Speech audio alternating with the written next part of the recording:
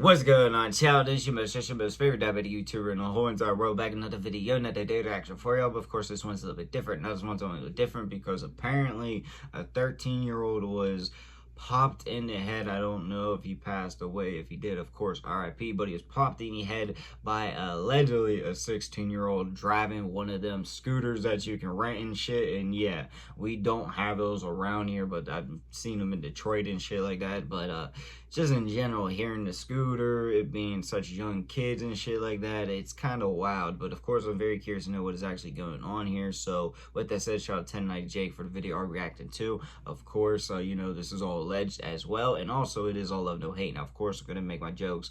Well, typically I would make my jokes, and typically I would be an arsehole, but I'm going to try to keep that to a minimum here. And also, I will be brutally honest, but if it was hate, beef, or anything crazy like that, I straight admit it. Now, one more time, all love, no hate. Alright, child, no more hesitations. Let's get into the video now.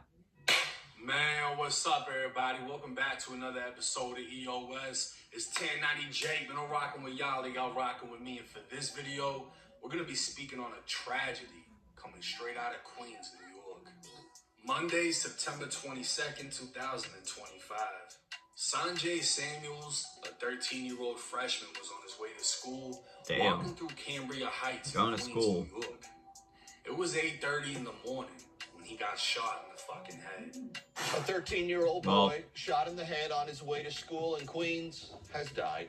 I just heard R.I.P. of course. I just saw the kids running down the block, and then I knew something was going on, but usually they're fighting, but then when I saw the kid laying down, I said, nah, that don't look right. And then I saw the ambulance come, and then they picked him up, and he didn't look too good, so. Damn. But they fight every day.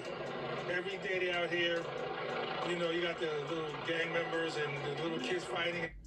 We got the little gang members and little kids fighting. Damn, that's sad though. Springfield Boulevard, teens would scatter as the single gunshot. Your background noise, my bad. Can't control the outside world.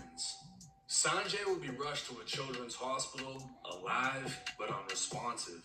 And if a 13-year-old getting head tapped on his way to school wasn't enough, wait until you hear who did it and how it was done. The NYPD would release a still image of the suspect seen wearing a backpack and holding a pistol with the hammer cocked back. I'm sorry, I don't promote the violence or anything like that, but if you're gonna do a crime, try to do it smart. He did this shit in the broad daylight, first of all, with no mask or anything. Like, literally looks like he was getting ready to go to school himself. I don't necessarily know for sure, but god dang, this shit's wild, in my opinion. If you're gonna try to do something, do it smart at least. But RIP, of course, the to the shooter young boy. Will be identified by his high school principal as 16-year-old Jason Sykes. Investigators would learn Sykes went by the nickname Flex. On that Monday, Flex rode up on a Razor scooter, confronting a group of teens. Witnesses described yelling back and forth, then the teens appearing to disperse when Flex pulled his gun. Getting back on the scooter, the teens thought Flex was just flexing and wasn't gonna shoot, so they started yelling at him again, essentially provoking him. Flex would walk back up, and that's when him and Sanjay exchanged blows, fighting in the parking lot. The fight would turn to a brawl, and Flex would fire into Sanjay's head, sending everyone. Damn, so he was. It's unclear if Flex scooted away from the scene, but at one point a witness would try to stop him, pleading with him to surrender and hand over the gun. Flex refused and then went as far as asking the witness for a ride away from the area.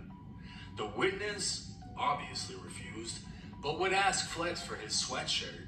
And in that moment, Flex probably thought dude was trying to help him change his appearance to get away. But in reality, the quick-thinking witness wanted a key piece of evidence. The witness would turn over the hoodie to police and identify Flex by photo, making this a done case. The How dumb are what the fuck, that he was seen wearing while holding a pistol before blowing brains. And that hoodie was turned over by a witness who identified him as the shooter. The NYPD had plenty probable cause, but one probable problem. Flex got away. The Regional Fugitive Task Force would begin working with the family to arrange his surrender, and Sanjay would be declared brain dead. 2 days later, his family pulling the plug. R.I.P. A sad day in Queens, New York, as Sanjay's pictures could be seen all over the news and social media.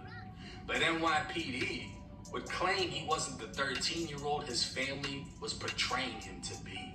Sanjay's father would claim his son wasn't involved in gang activities, stating every time he called him when he should be home from school, he was home, and that he had a tracking device in his phone so he could track him.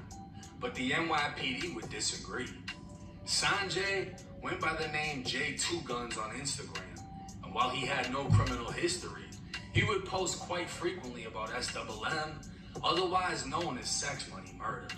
Sanjay's mother would take a different approach, not denying her son's gang activity. She would blame the horrifying shooting on his cell phone and social media, on which he would post things to quote-unquote look grown. She'd continue on claiming valid, the phone but is the still. devil. These kids talk too much on social media.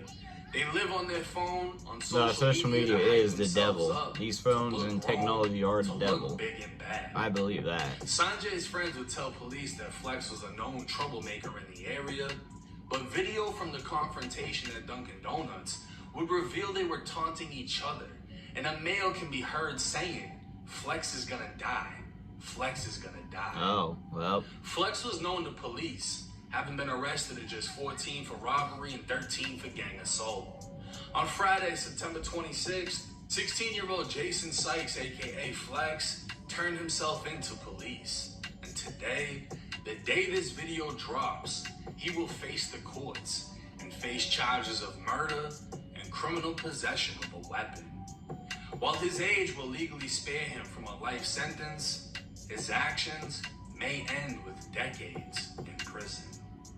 See, Sanjay wanted to claim sex, money, murder, and very recently, former SMM member Hocus 4/5 publicly folded his flag, denouncing his affiliation and encouraging others to do the same. I first became blood in the year 2000. I was 17 years old. And although, you know, I truly do respect his, his message and everything there. Alright, I'm gonna be honest with y'all.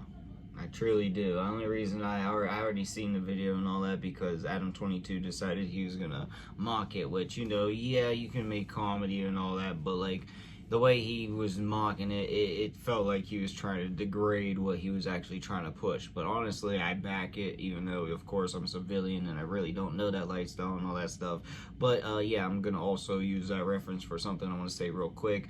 They're kids. All right, I know they're teens and all that, but they're still kids in my opinion. They have a long-ass future and all that, so it's sad for me to see them, doing this, fighting and claiming stuff, but at the same time, I don't live that lifestyle, and I know it's a different thing, so I'm not here to blame or anything like that, but no matter what, it's sad in general. Now, I don't know the laws in New York, but I'm just thinking out loud, is he going to be able to, have a good, case for this, like self-defense? Like, they started talking to me, they threatened my life, they came after me, and I just thought, yeah, it's not illegal or anything like that, but I was protecting myself or something like that. I don't know if that scenario could go down, nor if I know if that's actually how it went down, because like he said, the security video apparently said something damning, but like at the same time we didn't get to see it or anything like that, so I don't want to come out and point fingers, but yeah, that's kind of what I'm feeling. But in general, no matter what, it's a sad situation. Of course, RIP to the young man that we lost.